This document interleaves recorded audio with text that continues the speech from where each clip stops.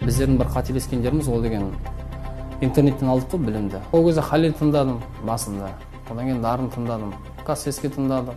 Рабохолик деген болатын. Қандағашта деструктивті діни ағымның әмірі болған Ерболат Іздіков қазір түрмедегі көп сотталғанның бірі. Еркош Брат деген лақабатпен танылған ол, оңды-солды пәтуа шығарып, зайырлы қоғам принциптеріне қарсы шыққан. Мешіттегі имамдарға иланбай, жамағат арасына жік салады. Іздіков Алаш баласын адастырып, терроризмді насихаттаған үшін сот үкіммен абақтыға 5 жылға аттанды.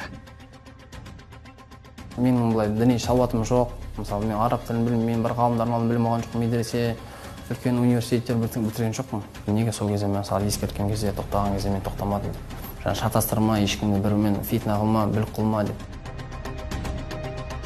Ерболаттың әкесі ертеректе сырқаттанып, бақилық болыпты. Үйдің үлкені анасына көмектесем деген желеумен университеттегі оқуын тастайды.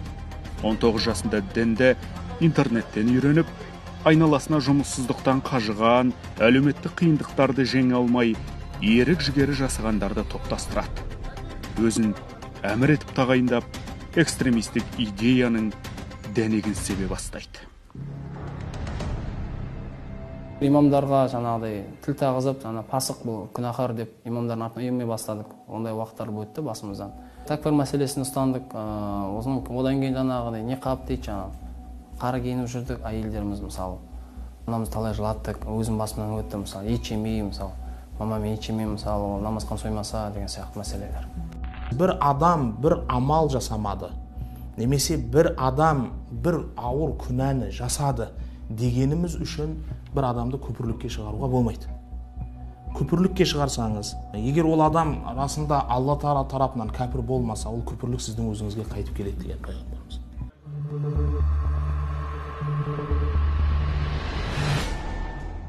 Кезінде өзін мақтап, өзгені даттап, намаз оқымағандарды тозақтық деп қоғамға кекпен қараған Іздіков қазір көппен бірге қапастың бұламығын талғажау етуде. Қоғамдық жұмыстарға жегілген. Осы нәрсені адамдарға дұрыс емес интерпретация жасаған.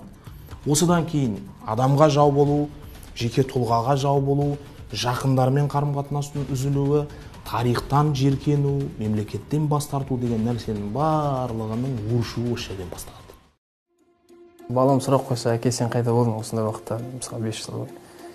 Мысалы, Алла сақтасын, қазір естіп жатырмын, мысалы күйеуім аурудан қанша адамдар денеден өтіп жатыр.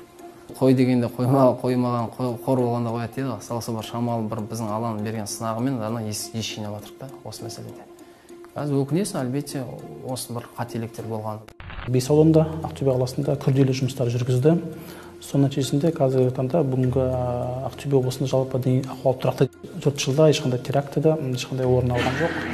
Ол үшін арнайы біздің мамандар жұмыс жасап жатыр.